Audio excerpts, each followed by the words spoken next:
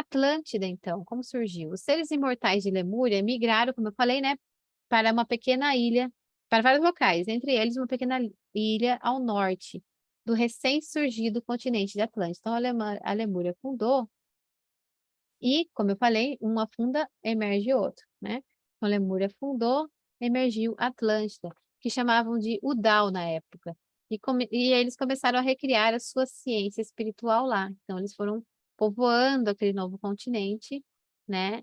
De acordo com tudo que o conhecimento que eles tinham, né? Eles foram criando uma sociedade ali.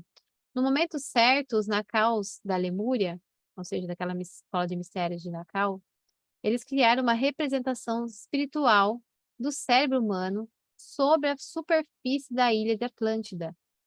E o propósito era gerar uma nova consciência baseada no que eles aprenderam em Lemúria. Eles acreditavam que o cérebro humano precisava vir antes do corpo, tá? Então eles foram criando arquitetonicamente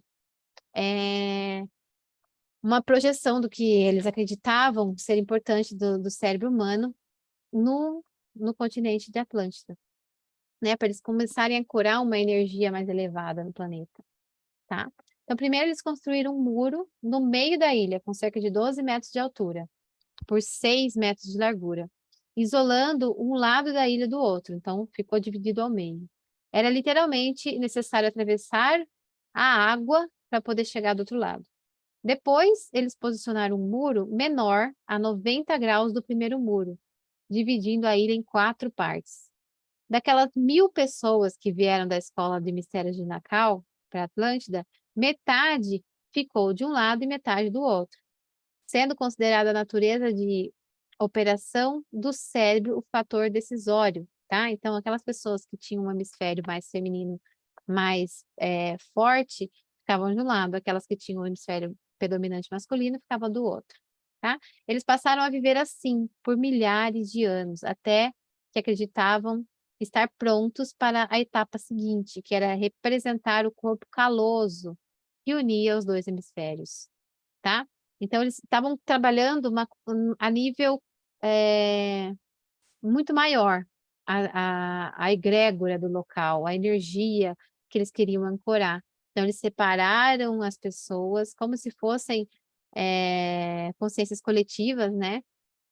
Separou todas as consciências que tinham um hemisfério feminino mais forte de um lado, o masculino mais forte do outro, criou ali naquela atmosfera aquela polaridade para ser trabalhada, né? E depois de muitos anos daquela forma, foi quando eles acharam que estavam prontos para então criar a segunda etapa, que era o corpo caloso do cérebro, que vai unir esses dois, tá? Então aqui tem a representação desenhada do que eles estavam tentando fazer. Antes, né, aqui a Atlântida ela ficava, segundo o livro, tá? Porque há muitas teorias sobre isso, muitas mesmo. Tem Atlântida para tudo quanto é lugar, né? Cada um diz uma coisa, mas eu sinto essa teoria como a mais próxima da verdade, tá? Que a Atlântida ficava nessa localização, tá? Entre os Estados Unidos, México, a Europa e a África aqui, tá? Até chegando um pouquinho perto do Brasil, tá? Também e a cidade principal de Atlântida, né, ela tinha esse formato no final, né? Chegou a ter esse formato. Aqui, então, contando a história de como foi chegando nisso daí, né? Então, eles fizeram uma grande ilha, né, com o formato do cérebro, dividiram ao meio, depois mais uma metade, né? E aí, as pessoas que tinham a consciência mais masculina ficaram de um lado, feminina do outro, tá? Eles foram trabalhando dessa forma, ok? Entenda isso aqui como uma cabeça, tá? E o nariz aqui da coisa, o norte. Nessa nova etapa, 3 pessoas foram escolhidas para representar esse corpo caloso. O pai de Toph, lembra que eu falei de Toph? Né? Toph, ele é uma consciência imortal também, que veio de origem dessa Lemúria Atlântida, né? Ele ainda não era, né, é, não estava operando de forma ativa nessa época, era o pai dele, mas que fazia, né? Chamado Tome. Foi uma das pessoas escolhidas para, para uma das pessoas escolhidas que tinham permissão de ir a qualquer lugar da ilha, ou seja, tanto para o hemisfério direito quanto esquerdo, feminino quanto masculino, tá? Então, foram escolhidas nessa nova etapa 3 pessoas que seriam representantes desse corpo caloso. São as pessoas que tinham esses 2 hemisférios mais equilibrados, né? Que trabalharam mais esses 2 hemisférios. Uma delas era o pai de Tommy, tá? E eles podiam ir e vir através desses 2 hemisférios, ok? Eles começaram, então, a alinhar as suas energias, pensamentos, sentimentos e todos os aspectos humanos em um cérebro humano integrado, não com células humanas, mas com corpos humanos. Então, entenda o que eles estão fazendo? Eles estavam imitando o cérebro humano, né? Porque lembra que eu falei? Eles queriam, eles acreditavam que o cérebro vinha antes do corpo, então eles tinham que criar primeiro a representação do cérebro na Terra, para depois ir ramificando o resto daquilo que eles queriam ancorar na Terra, essa nova energia. Então, as nossas células que formam o nosso cérebro, né? São células. No caso aqui, eles queriam, usavam os humanos, as pessoas, como a representação dessas células que nós temos no cérebro, tá? O passo seguinte foi projetar na superfície de Atlântida a forma da árvore da vida. Então, aqui, a Atlântida ela era mais ou menos assim, ó, desse jeito. E aí eles projetaram a árvore da vida. Nós vamos estudar sobre a árvore da vida da Cabala no nível 4, tá? Então tá, a árvore da vida com 12 círculos em vez de 10. A árvore da vida ela vai até aqui, ó. Esse círculo e esse não estão representados na árvore da vida original, eles são ocultos, ok? E eles usaram esses 2 também. Também tudo isso para ancorar a energia que eles queriam, tá? 12 círculos em vez de 10. Mas o 11º e o 12º ficavam fora da ilha principal. Um deles ficava em Udall, sobre a água ao sul. Aqui, ó. Tá? E 10 componentes ficavam na ilha principal. Aqui, os 10. Com uma precisão atômica. Em um único dia, a Escola de Mistério de Nacal ganhou vida, criando vórtices de energia, girando em cada um dos círculos dessa árvore da vida. Tá? Então, quando eles projetaram isso, em um único dia eles conseguiram fazer cada uma desses pontos, né? Desses círculos, criar um vórtice de energia poderosíssimo, tá? Logo, os lemurianos que estavam espalhados por outros lugares no planeta foram atraídos para Atlântida, onde eles se estabeleciam em um dos 8 centros de energia, dos 10 que eles tinham domínio de acordo com a sua afinidade energética. Então, cada um foi povoando ao redor de um desses vórtices, né? Desses 10 vórtices da árvore da vida aqui, que estava presente na Atlântica. E eles foram povoando de acordo com a sua afinidade energética, tá? Esse era o propósito também. Deixa eu ver onde eu parei. E lá construíram suas cidades, tá? Então, eles foram povoando e construindo suas cidades ao redor. Assim sendo, 2 centros ficaram sem ninguém, tá? 2 desses centros, só 10 desses 12 foram povoados, né? Tinham pessoas compatíveis com aquela energia. 2 não tinham, tá? Então não foram povoados. E como nada na vida fica vazio, a vida sempre encontra um meio de preencher as coisas, logo esses 2 vórtices atraíram vida para si. Pois segundo os registros os maias também contavam essa história, tá? Haviam 10 cidades na Atlântida, quando ela fundou, registrado no documento troano, dentro do Museu Britânico, tá? Então, isso existe um documento falando dessa história toda, tá? Esse documento, ele é cheio de detalhes, ele conta que existiam pirâmides, vulcões e etc. Mostra as pessoas tentando escapar das destruições em barcos. Então, é bem legal esse documento, tá? 2 raças extraterrestres, segundo Toff, se disponibilizaram para preencher esses vazios. Uma delas era os hebreus, nós mesmos do futuro, tá? É nós mesmos do futuro que voltamos para o passado, mas que estavam em outro planeta e que precisavam aprender algumas coisas que eles não estavam conseguindo lá. E trouxeram consigo vários outros ensinamentos, né? De acordo com a evolução que eles já chegaram, para Atlântida. E ajudou a Atlântida também na evolução dela, tá? Então, eles tinham coisas que não dava para experienciar naqueles planetas e sem experienciar eles não conseguiam aprender e evoluir. eles precisavam voltar um pouquinho no tempo e ir para outro, algum lugar do tempo onde havia um espaço que eles pudessem aprender. E foi quando eles encontraram esse vórtice, né, e se disponibilizaram para vir aqui e aprender e também trocar experiências, tá? O problema mesmo estava na outra raça, no outro ponto, são dois, né? Um foi preenchido pelos hebreus. Esse outro foi preenchido por uma outra raça. Essa raça veio de Marte, o nosso vizinho, né, planetário. De acordo com Toff, Marte se parecia muito com a Terra, há cerca de um milhão de anos atrás.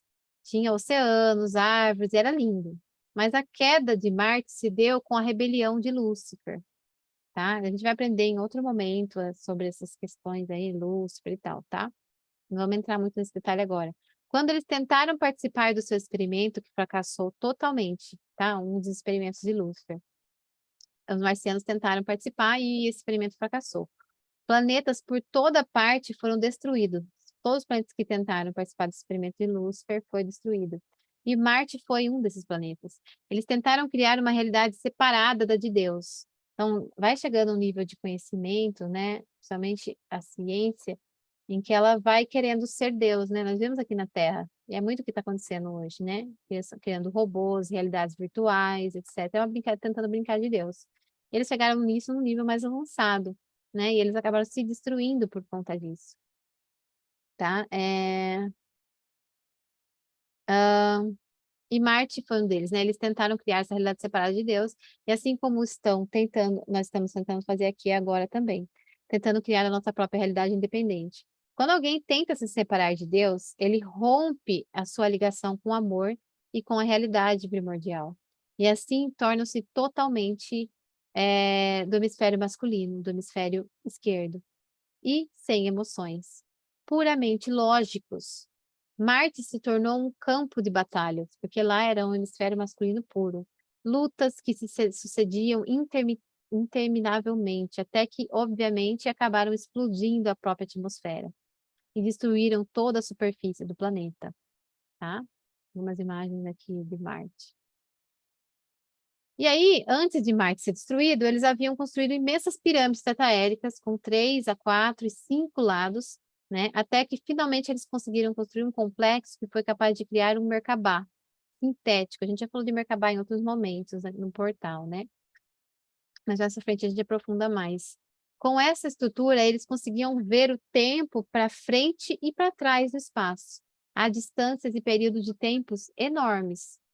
Um pequeno grupo de marcianos tentou sair de Marte antes que o planeta fosse destruído, se transportando para o futuro, onde poderiam ficar seguros, e esse lugar foi na Terra. Eles viram um vórtice livre na Terra e sem pedir permissão, ao contrário dos hebreus, né, para o comando galáctico, eles vieram, tá? Já que eles eram rebeldes mesmo, eles simplesmente tomaram o lugar e começaram a fazer parte da nossa história, tá? Foram alguns milhares desses marcianos que usaram a máquina e se transportaram para Atlântida. E aqui eles foram logo tentando tomar o poder, mas não conseguiam por estar em desvantagem em vários aspectos, não só numérico, tá?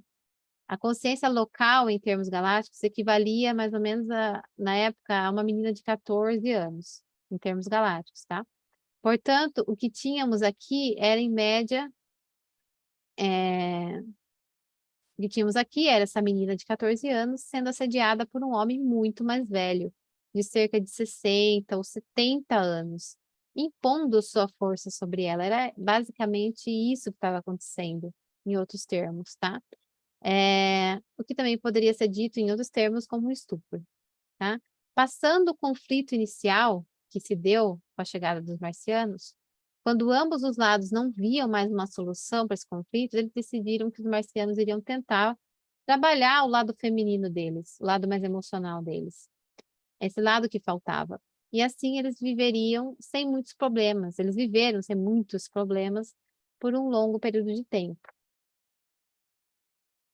A mudança em Atlântida, então, né, começou quando os marcianos começaram a implementar suas tecnologias, né, porque por mais que eles prometeram, né, trabalhar o seu hemisfério direito, eles eram do hemisfério esquerdo, não tinha como, eles eram masculinos, eles eram tecnológicos, racionais, eles tinham muita tecnologia, eles começaram a implementar as tecnologias deles aqui. coisas que os atlantes não conheciam muito, porque eles eram mais a parte sutil, né? Conheciam praticamente nada dessa parte tecnológica. Então, eles trouxeram conhecimentos como a radiestesia, né? O hemisfério direito, no caso, né, dos Atlantes, eles eram conhecimentos de tecnologias mais sutis, como a radiestesia, as máquinas psiconutrônicas e etc., tá? Enquanto o hemisfério esquerdo, né, mais racional, é todas as outras tecnologias como as que a gente vê aqui na Terra hoje, tá? Mais palpáveis, mais matéria, tá?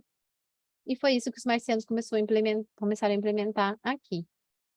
E pouco a pouco eles iam construindo cada vez mais as suas tecnologias do hemisfério esquerdo, ao ponto que a massa crítica do local foi se tornando mais e mais masculinas, né, do hemisfério esquerdo. A cada dia, até mudar a polaridade total ali, e se tornar uma polaridade com mais força masculina. Isso durou até cerca de 26 mil anos atrás, onde a relação deles sempre foi de ódio o tempo inteiro, tá? Dos lemurianos, que eram os remanescentes de Atlântida, com os marcianos. Era uma relação de ódio muito grande.